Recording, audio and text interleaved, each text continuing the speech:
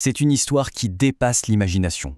L'histoire d'un homme qui a mené une double vie si parfaite que le matin il pouvait conseiller le ministre de la Défense syrien et le soir même envoyer ses plans les plus secrets à Tel Aviv. Un homme devenu l'ami intime du président syrien alors qu'il était en réalité l'agent le plus précieux d'Israël. Cet homme, c'est Eli Cohen, et son histoire est juste incroyable. Regardez bien ça, c'est tout le paradoxe de sa vie en une seule image. D'un côté, on a Eli Cohen, un simple employé de bureau en Israël, une vie modeste. De l'autre, Kamel Amin Tabet, un homme d'affaires syrien, richissime, flamboyant, au cœur même du pouvoir à Damas. Deux identités, pour une seule et même personne, la tension est déjà palpable, n'est-ce pas? C'est la question à $1 million, celle qui hante les historiens et les services de renseignement depuis des décennies. Comment a-t-il fait? Comment a-t-il pu tromper tout un pays, toute une élite? Pour le comprendre, il faut revenir en arrière, à ses origines. Parce que pour comprendre l'espion, il faut d'abord comprendre l'homme, ses origines, son parcours. C'est ça qui a fait de lui le candidat absolument parfait pour une mission que tout le monde, je dis bien tout le monde, jugeait impossible. Alors voilà, Eli Cohen est né en Égypte, dans une famille juive syrienne. Et ça, c'est crucial. Ça veut dire qu'il parlait l'arabe comme un natif, avec le bon accent, les bonnes expressions. Personne ne pouvait le démasquer. Quand il arrive en Israël, son rêve, c'est de servir son pays. Mais au début, on ne veut pas de lui. Ironique, non? Mais le destin, et surtout le besoin urgent d'un agent avec son profil unique, finit par le rattraper. En 1960, le Mossad, le service de renseignement israélien, frappe à sa porte. Et là, tout change.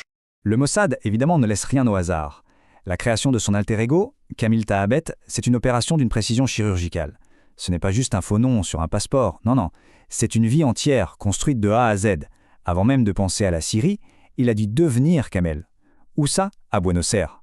Là-bas, il s'est forgé des amitiés, un réseau, une réputation qui allait lui ouvrir toutes les portes de Damas. Et là, il y a le sacrifice humain. C'est quelque chose d'immense. Il quitte tout, vraiment tout, y compris sa femme qui attend leur premier enfant pour une mission dont il ne connaît pas la fin. Pas de date de retour, pas de contact possible. C'est le prix à payer dès le premier jour. Une fois que sa légende est bien solide, Kamel Amin Tabet débarque à Damas en janvier 1962. Il entre littéralement dans la gueule du loup, mais il a un plan bien précis: séduire, charmer et infiltrer les plus hautes sphères du pouvoir syrien. Sa méthode était à la fois simple et absolument géniale. Son appartement est vite devenu « the place to be » à Damas, l'endroit où il fallait être vu. Officiers, politiciens, hauts fonctionnaires, ils venaient tous profiter de sa générosité, de son argent. Et bien sûr, dans le l'euphorie de la fête, entre deux verres de whisky, les langues se déliaient. Les secrets d'État les plus gardés lui étaient servis sur un plateau d'argent. Et les résultats, ils sont spectaculaires.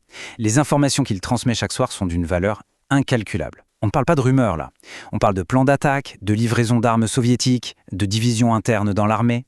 Des données stratégiques qui allaient donner à Israël un avantage décisif.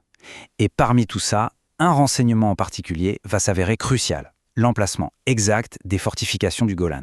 Là, on atteint le sommet. C'est son coup de maître absolu. Il ne se contente pas d'infiltrer le régime, non.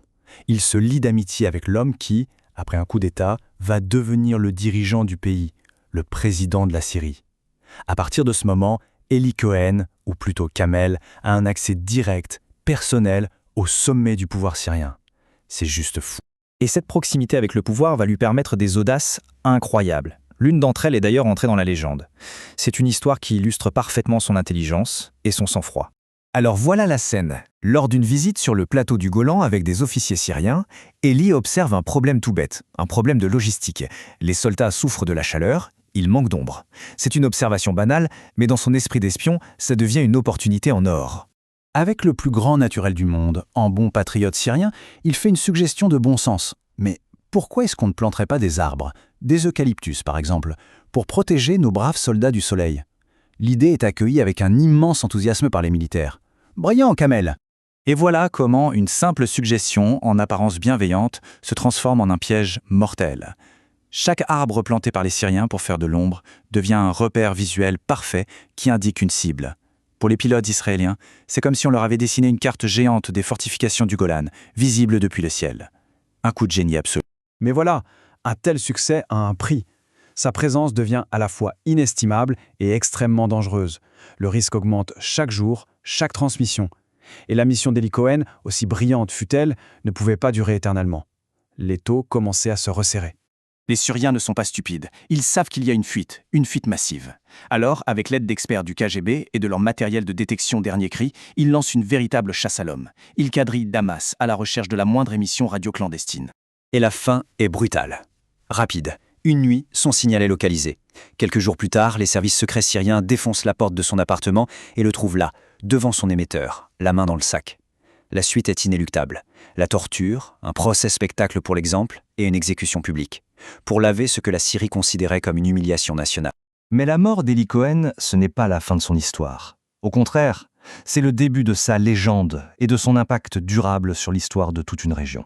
2 ans seulement après sa mort, ces informations se sont avérées vitales. Pendant la guerre des 6 jours, la conquête éclair du plateau du Golan, elle a été possible en grande partie grâce à sa connaissance parfaite des positions syriennes. Son sacrifice a une portée stratégique immense et a probablement sauvé d'innombrables vies de soldats israéliens. Et puis, il y a ce chiffre, 57.